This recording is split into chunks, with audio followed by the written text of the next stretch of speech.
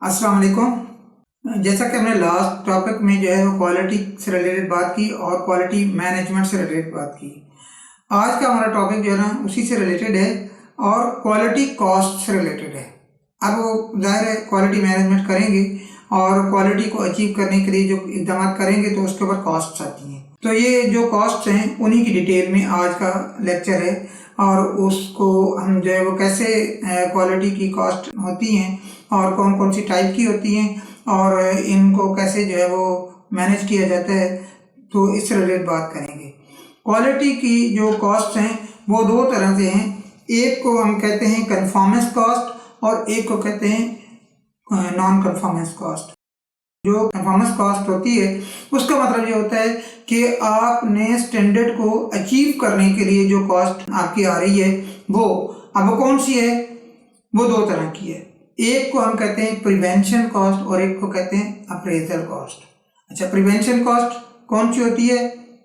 जो हमने स्टैंडर्ड रखा उस स्टैंडर्ड को अचीव करने के लिए उससे पहले लिए गए इक़दाम के ऊपर जो होती है कॉस्ट, वो प्रिवेंशन कॉस्ट है। वो कौन सी कॉस्ट होती है उसकी डिटेल में भी अभी जाते हैं। फिर है अप्रेजल कॉस्ट के इंस्पेक्शन की कॉस्ट, कि जब हम कोई प्रोडक्ट बना रहे हैं तो उसको चेक करने की जो कॉस्ट होती है वो क्या कहलाती है? इंस्पेक्शन कॉस्ट कहलाती है या अप्रेजल कॉस्ट कहलाती है। ये दोनों कॉस्ट जो है वो स्टैंडर्ड को अचीव करने के लिए की जाती है, इसलिए इसको कन्फॉर्मेंस कॉस्ट कहते हैं। और दूसरी कॉस्ट कौन सी है? वो है cost of non conformance. Non conformance का मतलब है कि अब ये प्रोडक्ट बन गई है और प्रोडक्ट ख़राब हो गई है, वो अपने स्टैंडर्ड के ऊपर नहीं बनी, जिसकी वजह से हमें एडिशनल कॉस्ट आई हैं। तो वो जो एडिशनल कॉस्ट हैं वो क्वालिटी से रिलेटेड हैं, तो वो नॉन कन्फॉर्मेंस की कॉस्ट कहलाती हैं। वो कौन सी हैं? एक है इंटरनल फेलियर कॉस्ट और दूसरी है एक्सटर्नल फेलियर कॉस्ट। अब इंटरनल और एक्सटर्नल फेलियर कॉस्ट का क्या मतलब होता है, और उससे पहले प्रिवेंशन कॉस्ट और अप्रेजल कॉस्ट का क्या मतलब होता है, ये चारों की हम थोड़ी डिटेल में जाएंगे। ये जो प्रिवेंशन कॉस्ट है, cost of implementing a quality improvement programme to prevent defects before they occur.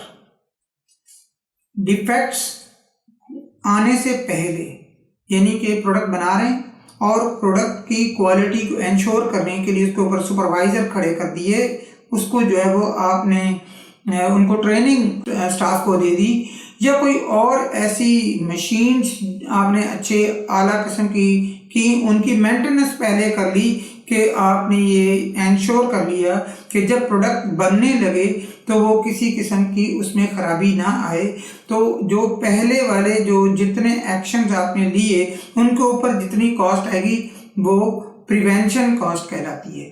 Prevention mean कि आपने एरर नहीं होने देना, इससे प्रिवेंट कर रही है कॉस्ट। डिफेक्टिव आइटम बनने से प्रिवेंट कर रही है। इसी तरह गुड यूनिट निकालने के लिए, गुड यूनिट्स बनाने के लिए जो आपकी कॉस्ट आएगी वो प्रिवेंशन कॉस्ट कहलाएगी। अब दूसरी कॉस्ट कौन सी है? वो है appraisal cost, cost of quality inspecting and testing. इसका मतलब यह है कि अभी आपकी प्रोडक्ट बन गई, प्रोडक्ट बनने के बाद एक डिपार्टमेंट और नॉर्मली ऑर्गेनाइजेशन से बनाया होता है, उसको कहते हैं क्वालिटी इंस्पेक्शन डिपार्टमेंट। जो क्वालिटी इंस्पेक्शन डिपार्टमेंट है वो क्या करता है, वो यूनिट्स को चेक करता है और यूनिट्स को चेक करने के बाद वो जो उसमें गुड यूनिट्स होते हैं उनको अलग कर देता है और जो स्टैंडर्ड के मुताबिक नहीं बने होते उनको अलग कर देता है। अब ये जो डिपार्टमेंट की अपनी कॉस्ट है, उस इंस्पेक्शन डिपार्टमेंट की अपनी कॉस्ट है, उन लोगों की जो सैलरीज हैं, उनके जो रिलेटेड उनके पास इक्विपमेंट्स हैं, उनकी कॉस्ट है, ये सब कॉस्ट क्या कहलाती है? ये अप्रेजल कॉस्ट कहलाती है। तीसरी किस्म की कॉस्ट, ये दोनों कन्फॉर्मेंस कॉस्ट हो गई, और तीसरी किस्म की कॉस्ट जो कि नॉन कन्फॉर्मेंस की दो कॉस्ट हैं उनमें से एक है वो है इंटरनल फेलियर कॉस्ट। वो कौन सी है? Cost arising from failure to meet quality standard before the product or service reaches to the customer। अब क्वालिटी इंस्पेक्शन डिपार्टमेंट वालों ने प्रोडक्ट्स को अलग कर दिया कि ये जो यूनिट्स हैं वो डिफेक्टिव बने, वो सही नहीं बने, उनको जो है इसके ऊपर काम करने की ज़रूरत है, या इनको ये बिल्कुल ही ख़राब हो गए, इनको डिस्ट्रॉय करने और इनके बदले में गुड यूनिट और बने। तो ये जो कॉस्ट है कि आपने अभी आपके इंस्पेक्टर्स ने जो बैड यूनिट निकाल दिए, उनके ऊपर जो रीवर्क हुआ, वो जो दोबारा जितनी एक्स्ट्रा कॉस्ट पड़ी वो इंटरनल फेलियर की कॉस्ट करेगी। और इसी तरह जो अगर आप वो डिस्ट्रॉय हो गए और इसके बदले में गुड यूनिट्स बने, तो जो जितनी कॉस्ट डिस्ट्रॉय हो गई वो सारी की सारी इंटरनल फेलियर कॉस्ट है। अब इसका मतलब है कि जो हमारे प्रोसेस चला और उस प्रोसेस की वजह से हम गुड क्वालिटी प्रोड्यूस करने में फेल हो गए, उसकी वजह से जो कॉस्ट पड़ी वो जो है कॉस्ट वो इंटरनल फेलियर कॉस्ट है। ये भी कस्टमर के पास नहीं गई बल्कि फैक्ट्री के पास ही मौजूद हैं यूनिट्स, लेकिन वो ख़राब हो गए और फैक्ट्री के ही जो इंस्पेक्टर्स हैं उन्होंने ये निकाल दिए, अलग कर लिए। इनके ऊपर दोबारा काम करने की ज़रूरत है। जितना काम करने की ज़रूरत है, जितनी कॉस्ट उनके ऊपर एक्स्ट्रा लगेगी वो इसकी इंटरनल फेलियर कॉस्ट कहलाएगी। इस तरह अब चौथी नॉन परफॉर्मेंस कॉस्ट कौन सी होती है, वो है एक्सटर्नल फेलियर कॉस्ट। अच्छा, उसकी डेफिनेशन क्या है? उसकी डेफिनेशन ये है कि cost arising from failure to meet quality standard after the product और सर्विस रीचेज द कस्टमर। अब वो प्रोडक्ट कस्टमर के पास पहुंच गई और कस्टमर ने उसको चेक किया और चेक करने के बाद मालूम किया कि ये जो यूनिट्स हैं इनमें से कुछ यूनिट मेरे स्टैंडर्ड के मुताबिक नहीं बने, जो मैंने रिक्वायर किया था, जो मैंने रिक्वायरमेंट भेजी थी, स्पेसिफिकेशंस भेजी थी, उन स्पेसिफिकेशन के मुताबिक जो है वो प्रोडक्ट नहीं बनी। ये जो यूनिट्स हैं वो बैड यूनिट हैं, इसलिए इनको मैं वापस क्लेम करूँगा और मैं इनसे जो है वो कर दूँगा। तो इस तरह इनको जो वापस करूँगा और उनको जो क्लेम करूँगा उनसे मैं पैसे वापस ले लूँगा या उनको मैं इतनी पेमेंट कम कर दूँगा। ये जो कॉस्ट वापस लाने की और कस्टमर से लेकर अब तक वापस आने की, हमारे जाने की और वापस लाने तक की जितनी कॉस्ट है, ये कॉस्ट एक्सटर्नल फेलियर कॉस्ट कहलाएगी।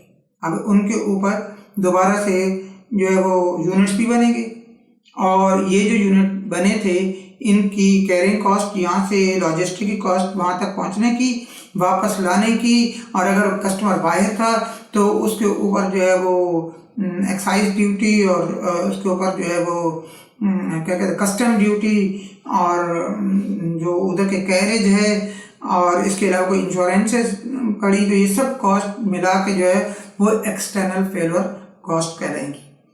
अच्छा, अब ये कौन कौन सी कॉस्ट कहलाती हैं इनकी थोड़ी डिटेल में और भी मैंने इनको डिफाइन किया। तो इसको थोड़ा डिफरेंट अंदाज में एक और स्लाइड में मैंने शो किया। वो ये है कि cost of good quality and cost of bad quality. जो प्रिवेंशन एंड अप्रेजल कॉस्ट है वो कॉस्ट ऑफ गुड क्वालिटी और internal failure and external failure की जो है वो कॉस्ट ऑफ बैड क्वालिटी। इसमें कौन सी कॉस्ट प्रिवेंशन में आती है और कौन सी अप्रेजल में आती है, उसकी एग्जाम्पल्स हैं। एग्जाम्पल में पहली है प्लानिंग कॉस्ट, दूसरी है मेंटेनेंस कॉस्ट और तीसरी है ट्रेनिंग कॉस्ट। बड़ी इंपॉर्टेंट तीनों के जो क्वालिटी से रिलेटेड हम प्लान करते हैं, उसके लिए मीटिंग्स करते हैं, उसके लिए जो कॉस्ट हमारी आती है वो सारी की सारी क्या है, वो क्वालिटी प्रिवेंशन कॉस्ट है। इस तरह मेंटेनेंस जितने करते हैं उनका मकसद स्पेशली जो शेड्यूल्ड मेंटेनेंस है, प्रिवेंटिव मेंटेनेंस है, इस सारे का एक ही मकसद होता है कि हमारी प्रोडक्ट क्वालिटी पे बने और उसको जो है वो किसी सूरत जो है वो जो हमारी प्रोडक्शन फैसिलिटी चल रही हो तो किसी सूरत रुके नहीं और डिफेक्टिव आइटम ना बने, सारे गुड यूनिट्स बने। और तीसरी ट्रेनिंग की, ताकि लोग जो है वो अच्छे तरीके से चीज़ों को समझ के करें और उनकी स्किल्स इंप्रूव होने की वजह से वो बेहतर अंदाज में प्रोडक्ट्स बनाएं और जो एक्सीलेंस हम अचीव करना चाहते हैं वो करें। तो ये उसकी ट्रेनिंग कॉस्ट है। अप्रेजल कॉस्ट में कौन सी? Inspection cost, calibration cost, audit cost. ये तीनों चीज़ें वो इंस्पेक्शन, ऑडिट, कैलिब्रेशन, एक ही मकसद कि हमने चीज़ों को चेक किया, चेक करने के बाद उनको रिकॉर्ड किया, रिकॉर्ड करने के बाद हमने जो गुड यूनिट्स को अलग कर लिया और बैड यूनिट्स, सो दैट कि हमारी प्रोडक्ट बैड प्रोडक्ट जो है वो मिक्स होकर जो है वो कस्टमर तक ना पहुंचे और हमें ज़्यादा से ज़्यादा कॉस्ट ना पड़े।